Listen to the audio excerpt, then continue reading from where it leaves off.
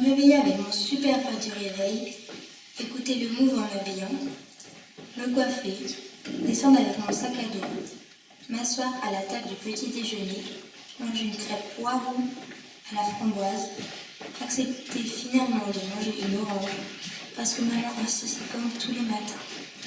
Regarder Basile qui a l'air trop content de manger des fruits, tirer la langue à Basile qui fait toujours exprès d'être trop poli parce qu'il a peur d'être renvoyé dans une autre famille. L'origine du projet, c'était d'abord ce qui s'est passé à l'agence des Valents de Villani. C'est ça qui nous a inspiré, puisque dans le groupe des RAF, on touche un peu la préoccupation des enfants des estampes familiales, qui sont un peu les oubliés du estampes familiales. Donc Béatrice Lambert a monté ce projet avec Camille, dit que pourquoi pas sur l'agence départementale de vie. C'est vrai, moi j'ai des ados au départ qui n'étaient pas du tout partants pour le projet et qui dès la première journée, je leur ai dit bon écoutez si ce soir ça va pas on arrête. Ils m'ont dit non on poursuit et jamais après à aucun moment ils ont rechigné pour y aller, au contraire ils étaient en demande. C'était pas le choix, c'est nous qui avions choisi. Oui au départ, alors moi théâtre c'était hors de question, oui. c'est pas la peine, voilà. Je dis soyez curieux, allez voir quand même, au moins la première journée vous allez voir. Et puis non ils sont rentrés et ils ont continué et à chaque fois ils ont été motivés pour poursuivre quoi. Donc, oui ça crée des liens. C'est ça, ouais. Je pense qu'il y a eu un bon groupe de créés là. Et puis avec des âges différents, c'est ça qui et ça s'est ressenti, je trouvais, lors de la représentation tout à l'heure.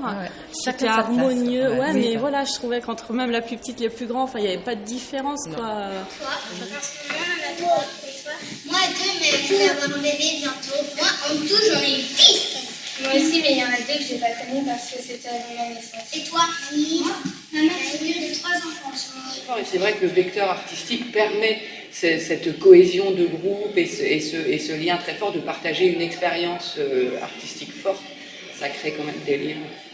Et puis le théâtre, du coup, c'est aussi le moyen de parler, et puis d'écrire, parce que tous les textes sont issus quand même des improvisations et des travaux d'écriture qu'ils ont pu faire avec les artistes. Les artistes n'ont rien inventé, ils ont juste réécrit leurs paroles. Ne pas me lever, ne pas me lever, ne pas me lever.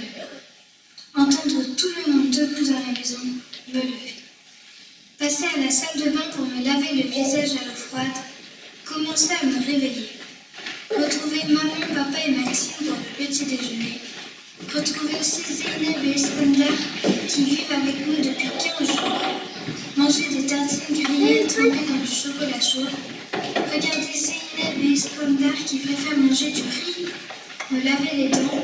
Partir à l'école à pied avec Zeynep et Iskandar. Connaître un peu mieux le métier d'assistants familiaux, parce que les enfants ils connaissent par notre par le biais, mais le fait d'échanger avec d'autres enfants et sous forme de théâtre, je trouve que c'est une façon de pouvoir exprimer encore plus les choses et leur ressenti.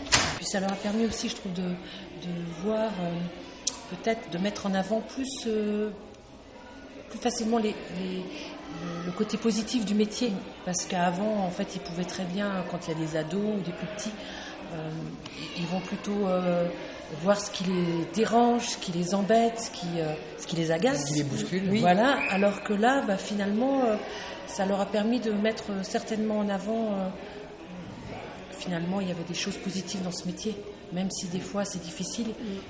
Ça leur a permis de s'autoriser à dire ce qu'elles avaient à dire. De mon côté, ça a été ça. Elle m'énerve à chaque fois, il faut que ce soit bidule, je te présente machin, je te présente bidule. Dans ma précédente famille, ils nous ont tous assis à table. Et on a dû se présenter un par un, dire son nom, son âge, et même ses qualités et ses défauts. Et t'as dit quoi comme défaut? J'ai dit j'ai des parents tarés. Ça a cassé toute l'ambiance. Ils vont jusqu'au bout des choses. Et là, de pouvoir, eux, sortir les difficultés, je trouve ça génial. D'aller Et humainement, tout ce que ça leur apporte, même en grandissant. Ouais. Il y a une ouverture d'esprit carrément. Il y a une dame avec qui on faisait du trampoline. C'est Lucie qui s'est lavée les mains 40 fois par jour. Il y a eu Noah qui se jetait contre les murs. Il y a eu Inès qui disait plein de gros mots. Il y a eu Nassim qui pouvait pas s'empêcher de taper. Il y a eu Eva qui est venue, puis partie, puis revenue, puis repartie. Et il y a eu Nina qui mangeait pour 8. Il y a eu Kat qui faisait encore pioli. Il y a eu Angelina qui racontait des histoires incroyables. Il y a eu Basile qui pleurait le dimanche soir. Il y a eu Sydney qui avait du mal à parler. Il y a eu Aimé qui avait du mal à lire. Il y a eu Audrey qui avait du mal à dormir. Et puis il y a moi. Et puis il y a moi. Et puis il y a moi. Et puis il y a moi. Et puis il y a moi.